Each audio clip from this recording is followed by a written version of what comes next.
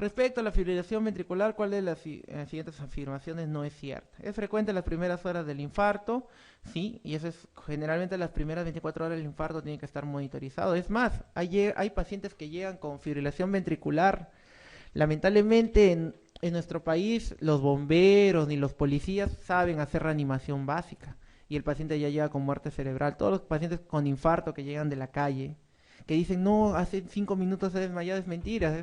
Tiene al menos 10 minutos desde que lo traen al mercado hasta que llega y le comienzas a hacer RCP en la unidad de shock trauma. Cuando ya llegan a la unidad de shock trauma, llegan en asistolia, ya no llegan en fibrilación ventricular. Si reconocieran, digamos, o si se tuvieran de verdad un cardiodefibrilador en los bomberos, en la policía, se evitarían bastantes descerebrados y muertes cardiovasculares. Entonces, lo principal de esto es hacer la cardioversión eléctrica lo más rápido posible. ¿Se da en las primeras horas del infarto? Sí. Es más, no necesitas hacer un infarto extenso, masivo para darte una fibrilación ventricular. Puede ser un infarto tan pequeño como de una marginal obtusa, como puede ser un infarto grande del tronco de la coronaria izquierda para darte una fibrilación ventricular. Con frecuencia es autolimitada, se desencadena por una extrasístole ventricular prematura. Los QRS son de morfología completamente irregular, hemodinámicamente es a la sistolia. Entonces acá lo que no es autolimitada. Ya hemos dicho que la única autolimitada es la taquicardia ventricular no sostenida, ¿no? Acuérdate que para dar defibrilación ventricular se puede dar el fenómeno R sobre T, o sea, una extrasístole ventricular sobre la repolarización ventricular.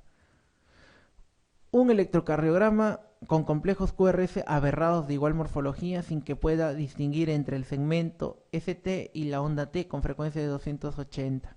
Correspondería a taquicardia ventricular monomórfica rítmica, fibrilación ventricular, flúter ventricular, taquicardia de la unión con conducción aberrante y taquicardia del síndrome de Wolff-Parkinson-White. Acá el dato clave es la frecuencia cardíaca, ¿no? Y no se distingue ni el ST ni el T. Entonces, acá el flúter ventricular. La frecuencia cardíaca es el dato más importante acá. El tratamiento de sulfato de magnesio, ya hemos dicho, se indica cuando hay básicamente lo que es la torcida de puntas, ¿no? Que es la taquicardia por QT alargado. Antiarrítmicos. Vamos a ver rápidamente esta parte de antiarrítmicos. Los antiarrítmicos son de 4 tipos y otra clasificación. Los 4 tipos de antiarrítmicos son el grupo 1. El grupo 1 básicamente es el que actúa a nivel de los canales o de las corrientes de sodio, que pueden ser 1A, 1B, 1C. Los tipo 2 son generalmente los beta bloqueadores que generan que actúan a nivel tanto de la masa ventricular como del sistema de conducción. Los de clase 3 son los que actúan a nivel de la repolarización, tipo amiodarona. Y los de clase 4 son los que actúan a nivel de la meseta del calcio, ¿no? Los calcio antagonistas. Y otros tipos son la adenosina y la digoxina. Lo más importante de los antiarrítmicos de clase 1 es la prolongación del intervalo QT, sobre todo del 1A, que puede predisponer a lo que es, ¿cómo se llama? Torcida de puntas. Otra cosa muy importante que tener en cuenta en estos fármacos es el síndrome de lupus-like, por quinidina sobre todo, que es clásico esta pregunta, quinidina y síndrome de lupus-like. Las indicaciones de estos antiarrítmicos básicamente son, de la clase 1 es las arritmias supraventriculares, algunos tipos de arritmias ventriculares, solo algunos, el Wolff-Parkinson-White. La lidocaína se utilizaba bastante o frecuentemente en la arritmia que se producía por infarto de miocardio, actualmente no se está utilizando mucho. Se usa más amiodarona. Y la propafenona como en lo que es la fibrilación auricular que hemos hablado, ¿no? Los betabloqueantes, arritmias supraventriculares para bloquear el nodo AB. Y la miodarona, que es la BEDEC, no solamente tiene efectos en clase 3, sino también de clase 1 y de clase 2. Básicamente se puede utilizar en cualquier tipo de arritmia, sea ventricular o supraventricular. El único problema de esta es la fibrosis pulmonar, que es dosis dependiente, fibrosis pulmonar idiopática o pulmón de amiodarona. Otro dato importante es que puede producir hipertiroidismo como hipotiroidismo, ¿no? Y disfunción hepática por amiodarona.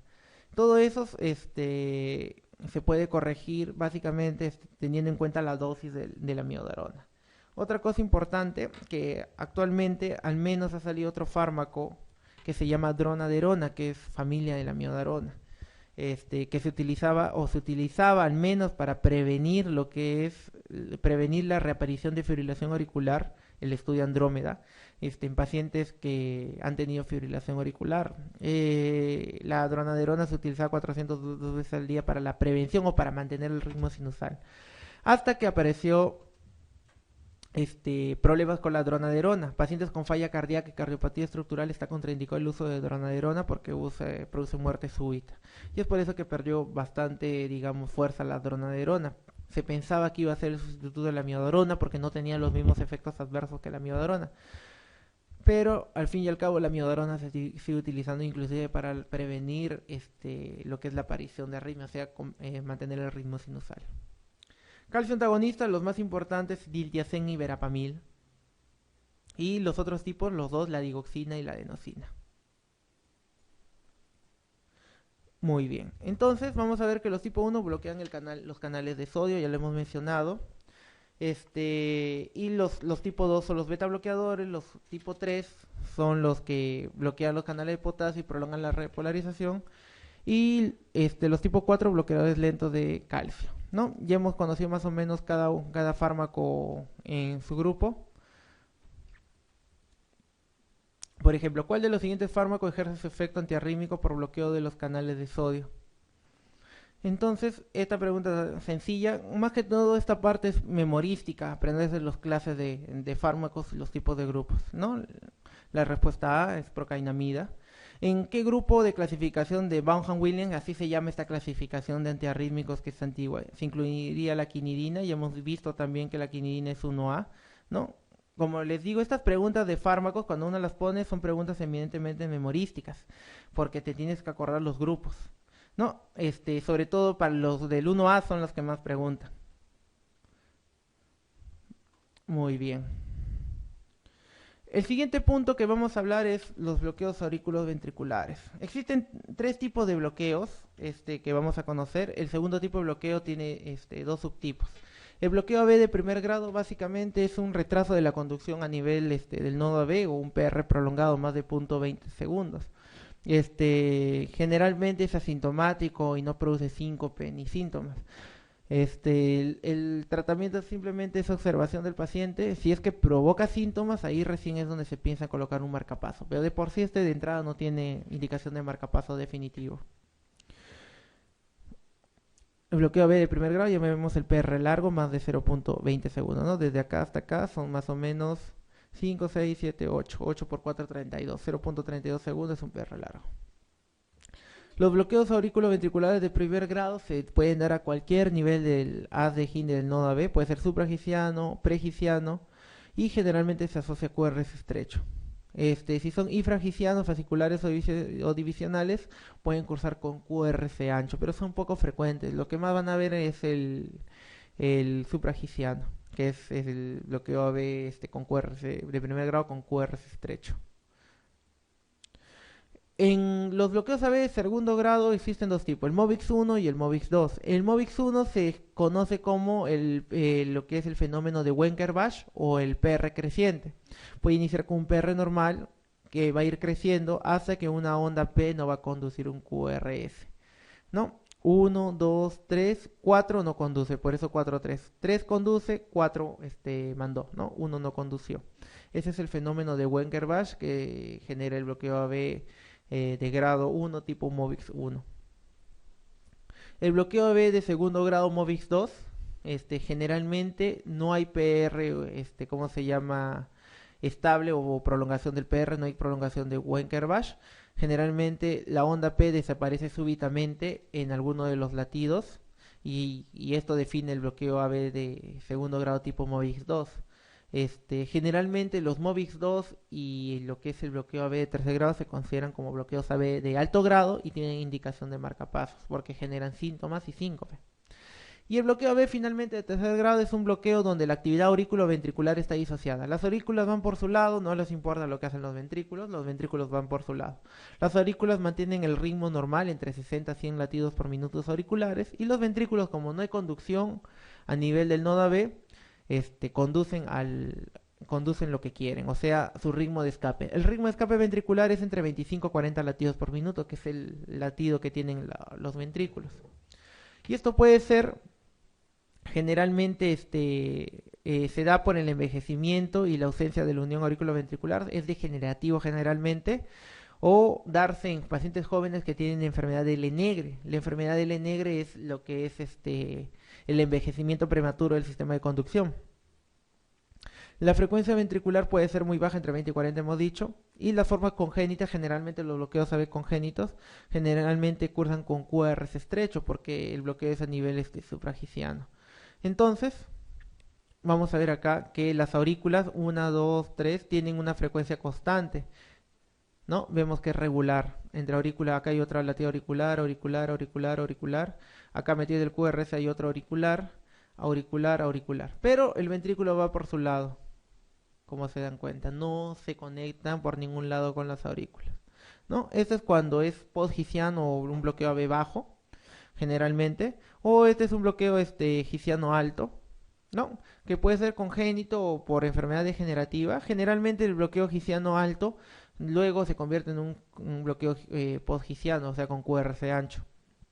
Entonces vemos acá las ondas P, acá un P con QRS, pero vemos P solitas, acá está la P, otra P, otra P, otra P. La P va por su lado y el QRS va por su lado. Hay un divorcio total entre lo que es la conducción auricular y ventricular.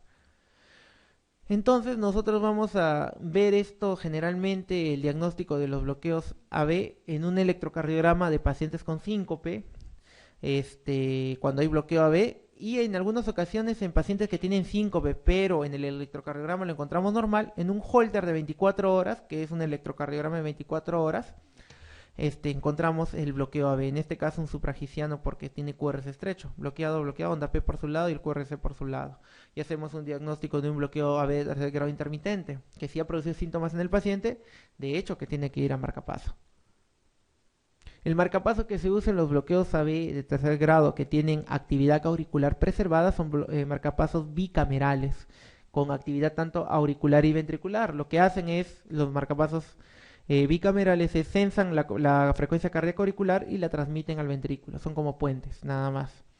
Y en pacientes que tienen bloqueo AB de tercer grado sin actividad auricular, o sea, una fibrilación auricular bloqueada totalmente, ahí se puede utilizar solamente marcapasos monocamerales o de una sola cámara.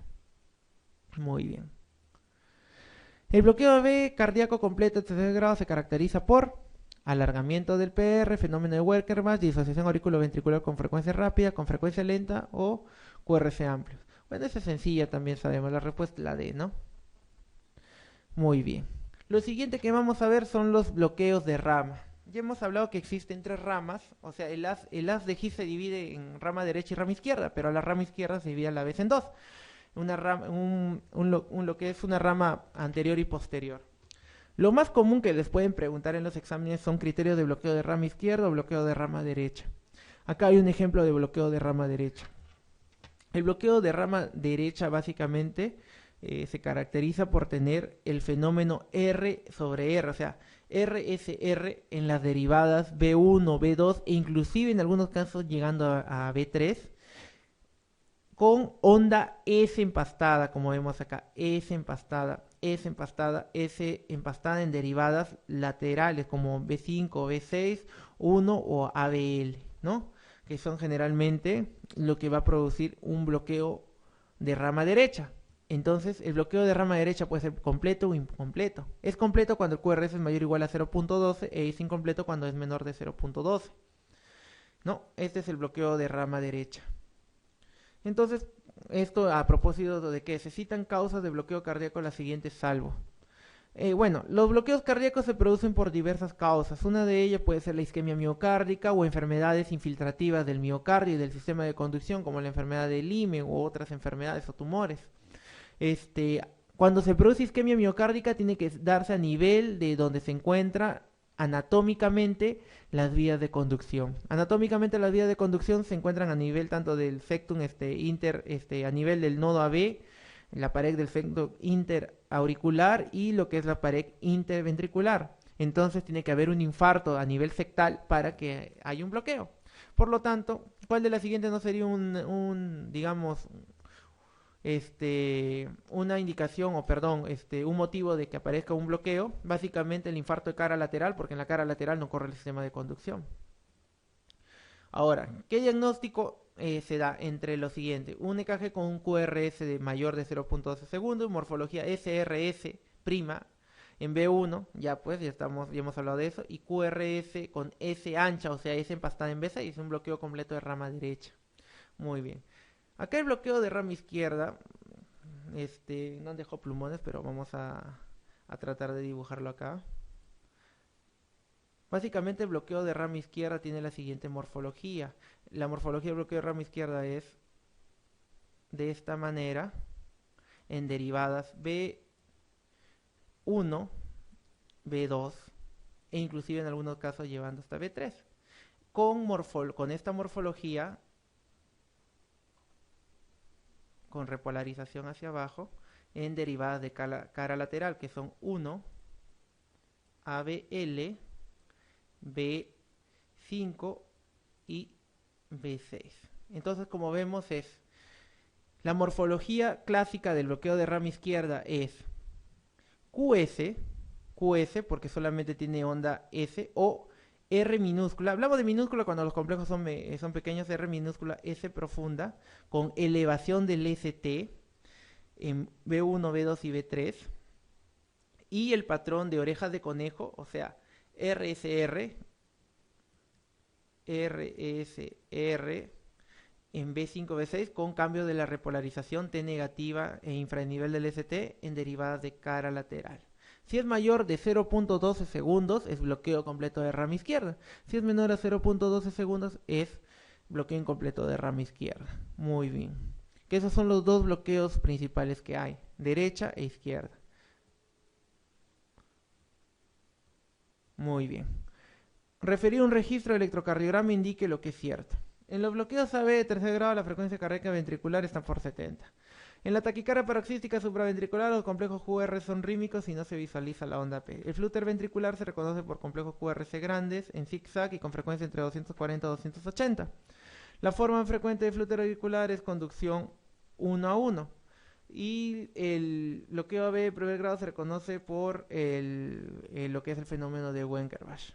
Entonces, la correcta es la C. Hemos dicho que el flúter se reconoce complejos anchos, grandes, en zigzag y con frecuencias entre 240 a 280. Que generalmente la frecuencia cardíaca lo diferencia de una taquicardia ventricular sostenida.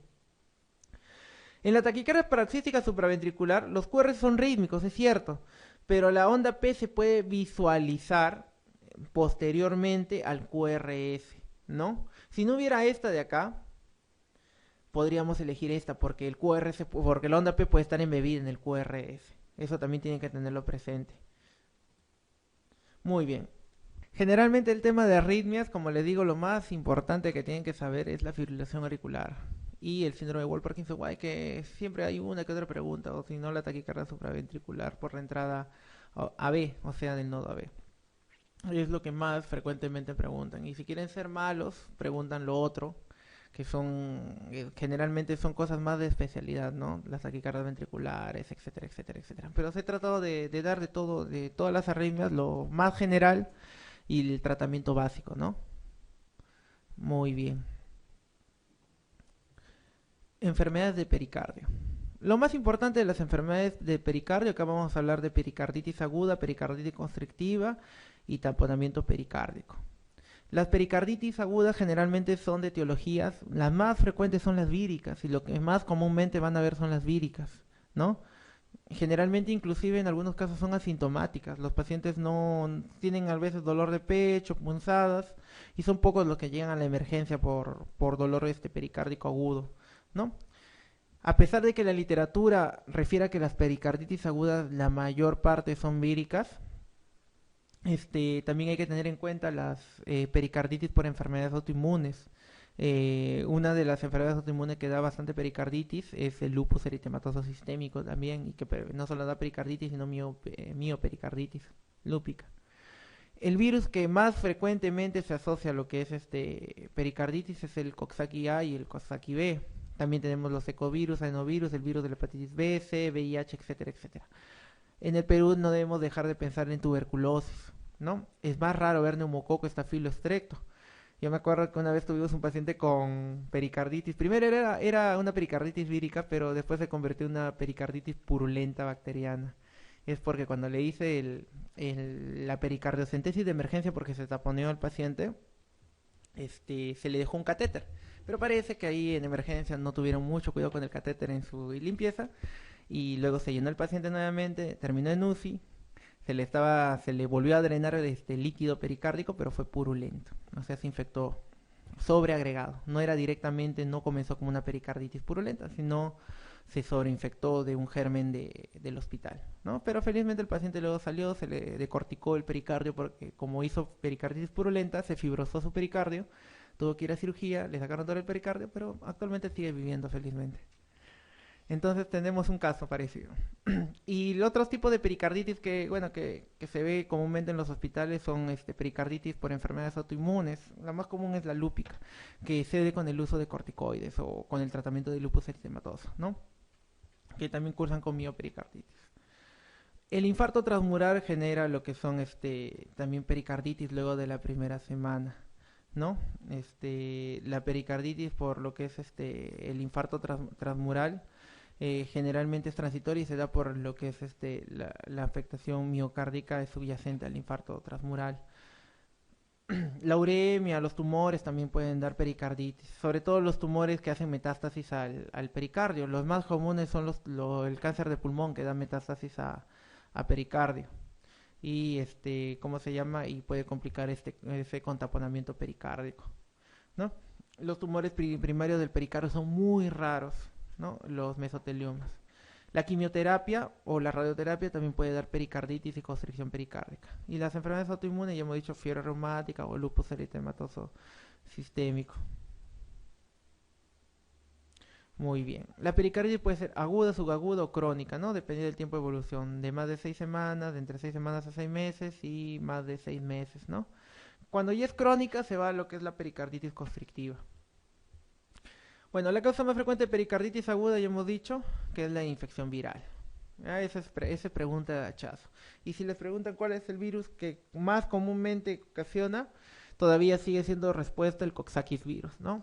Todavía, porque en realidad cada vez que aparecen nuevos estudios se ve que la pericarditis es según la región. Como en el Perú no tenemos estudios de pericarditis porque todos los pacientes los diagnosticamos de la enfermedad, pero al final no hacemos el diagnóstico etiológico, termina sin diagnóstico etiológico, entonces no sabemos qué virus produjo la pericarditis. Generalmente cuando un paciente llega con pericarditis, cuando uno es residente tiene todas las intenciones del mundo de saber por qué le dio la pericarditis, le das como una lista de 25.000 exámenes para virus, de los cuales a lo más se hace el VIH y la hepatitis B que hay en el hospital y la hepatitis C, pero de ahí adenovirus, Coxsackie virus, PCR para todos los virus sabidos y para ver que producen pericarditis no se lo hace porque el CIS no lo cubre, número uno, y número dos, cuesta mucho dinero hacer las pruebas de reacción de cadena de polimerasa para saber el diagnóstico definitivo del paciente. Muy bien. El dolor del pericardio es típico, es un dolor pleurítico, ¿no? Que se da generalmente a la inspiración profunda, ¿no? Que puede estar localizado o irradiarse retroesternalmente, cuello, mandíbula, se da con la respiración, sedestación o inclinación hacia adelante, el paciente va a reproducir los síntomas. La respiración superficial, el paciente también presenta fiebre y al examen físico podemos encontrar roce pericárdico.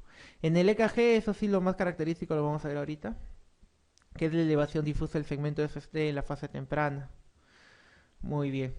Entonces el dolor torácico de la pericarditis aguda se caracteriza por, y eso es fácil, entonces, básicamente se modifica con la respiración y la tos, es lo que hemos conversado. Es muy diferente. El dolor que calma con nitroglicerina es el dolor isquémico cardíaco. Con el ortostatismo no tiene nada que ver el dolor de la pericarditis y aumentar con el esfuerzo del frío no, sino es por los cambios del movimiento respiratorio.